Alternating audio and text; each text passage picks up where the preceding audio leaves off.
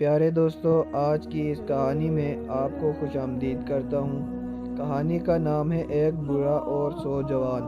ایک دفعہ کا ذکر ہے کہ ایک شخص کی شادی اس کے ساتھ والے گاؤں میں طے پائی کہ فلاں دن دولہا بارات لے کر آئے اور اپنی دلہن لے جائے، لیکن ساتھ میں لڑکی والوں نے ایک شرط بھی رکھی کہ دولہا اپنے ساتھ جو بارات لے گا اس میں 100 نوجوان ہونے چاہیے اور کوئی بھی بوڑھا شامل نہیں ہونا چاہیے۔ یہ عجیب شرط سن کر دولہے والے بڑے حیران ہوئے، پر پھر شرط منظور کر لی، لیکن دل ہی دل میں وہ پریشان بھی تھے کہ آخر یہ کیا ماجرا ہے اور کیوں بوڑھوں کو ساتھ لانے سے منع کیا گیا ہے۔ دولہے کے گاؤں کے نوجوان خوش تھے کہ اس بارات میں کوئی بوڑھا نہیں جائے گا اور وہ مزے لوٹتے اور ہنستے کھیلتے بارات لے کر جائیں گے۔ دوسری جانب گاؤں کے بڑے بوڑھے پریشان ہو رہے تھے کہ آیا انہیں کیوں روکا گیا ہے۔ خیر، بارات کے جانے کا دن آن پہنچا۔ دولہے کا سہرا باندھا گیا۔ جب بارات دوسری گاؤں روانگی کے لیے تیار تھی تو اسی لمحے گاؤں کے بزرگوں نے فیصلہ کیا کہ بارات کے ساتھ ایک بوڑھا تھوڑے فاصلہ رکھ کر جائے گا اور سارے معاملات پر نظر رکھے گا۔ نوجوانوں کو یہ بات بری لگی۔ انہوں نے کہا کہ ہم 100 نوجوان ہیں، ہم ہر طرح کے حالات سے مقابلہ کرنے کی صلاحیت رکھتے ہیں، ہم اپنے بھائی کی دلہن لے کر لوٹیں گے، چاہے جو مرضی ہو جائے۔ مگر بڑے بزرگ نہیں مانے اور ایک بوڑھے کو بارات سے فاصلہ رکھ کر چلنے کو کہا۔ بارات جب روانہ ہوئی تو راستے میں نوجوانوں نے دل میں بہت برا محسوس کیا کہ ہم 100 نوجوان جو بہادر ہیں، طاقت رکھتے ہیں، توانا ہیں، بڑے بڑے پہاڑوں کو ریزہ کرنے کی صلاحیت رکھتے ہیں، تو ایسے میں ایک بوڑھے شخص کا جو مشکل سے چل رہا ہے، ہاتھ میں اس کے لاٹھی ہے، آنکھوں پر چشمہ لگایا ہوا ہے، کھانس کھانس کر اور بلغم تھوکتا ہوا ساتھ آ رہا ہے، اس کا کچھ فائدہ نہیں۔ خیر، دل میں برا بھلا کہتے ہوئے یہ نوجوان اپنے بھائی دوست کی بارات لیے دوسرے گاؤں میں دلہن کے گھر پہنچ گئے۔ دلہن کے عزیز و اقارب نے جب باراتیوں کو گننا شروع کیا تو وہ پورے 100 صحت مند، توانا اور جوشیلے نوجوان تھے، ان کے سامنے موجود تھے اور ان میں کوئی بھی بوڑھا موجود نہیں تھا۔ یہ دیکھ کر وہ دل ہی دل میں مسکرائے اور کہا، دولہے کا نکاح اب اس وقت ہی ہوگا جب دوسری شرط بھی پوری کی جائے، اور دوسری شرط یہ ہے جب 100 نوجوان 100 بکرے کھائیں گے تب ہی نکاح اور دلہن کی رخصتی ممکن ہوگی۔ شرط کے سنتے ہی نوجوان کی اوزان خطا ہو گئے اور وہ پریشانی سے ایک دوسرے کا منہ دیکھنے لگے اور آنکھوں ہی آنکھوں میں ایک دوسرے سے باتیں کرنے لگے کہ اب کیا ہوگا۔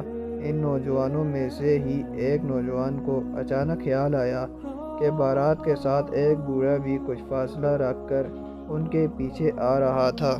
وہ نوجوان مجمع سے آنکھیں بچاتا اور چھپتے چھپاتے ہوئے باہر کو نکلا اور فاصلہ رکھ کر ساتھ آنے والے بزرگ کو ڈھونڈنے لگا۔ اس نوجوان کو وہ بزرگ ایک درخت کی اوٹ میں آرام کرتے ہوئے ملا اور اس نے جلدی سے سارا واقعہ ان کے سامنے بیان کیا اور رہنمائی طلب کی۔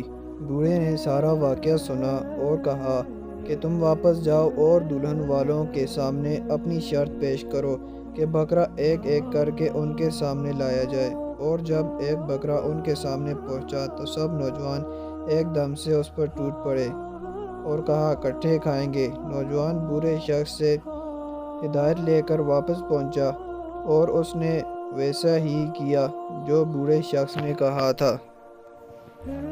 یہ سارا منظر و ماجرا دیکھ کر دلہن والے پریشان ہو گئے اور دولہے والوں نے دلہن والوں کی یہ شرط پوری کر دی اور 100 بکرے کھا لیے، اور پھر نکاح کے بعد دلہن کو لے کر وہ بارات ہنسی خوشی واپس آ گئے۔ نوجوانوں کو پھر احساس ہوا کہ کس طرح ایک بزرگ نے رہنمائی کر کے ان کی پریشانی کو راحت میں تبدیل کر دیا، اور اوپر کی سطور میں سمسیلا ایک واقعہ بیان کیا گیا ہے۔ آج ہم اپنے بزرگوں کا وجود اپنے لیے غیر اہم سمجھتے ہیں، اور ان کی صحبت میں وقت گزارنا ہم پر گراں گزرتا ہے، چاہے کہ ہم ان کی نصیحت آموز باتوں کو اپنے لیے توشہ زیست سمجھیں۔ کہنے کا مقصد یہ ہے کہ ہم نوجوان جذباتی ہیں۔ جو ظاہری دکھائی دے رہا ہوتا ہے اسے سب کچھ تصور کر لیتے ہیں، جبکہ ہم تصویر کا دوسرا رخ نہیں دیکھتے جو بزرگ دیکھ رہے ہوتے ہیں۔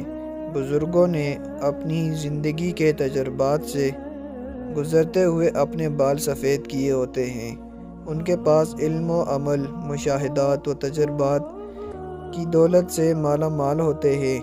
ہم نوجوان کو چاہیے کہ جذبات کو ایک طرف رکھ کے اپنے بزرگوں کی حکمت بھری باتوں پر عمل کرتے ہوئے ان کے تجربات سے مستفید ہوں۔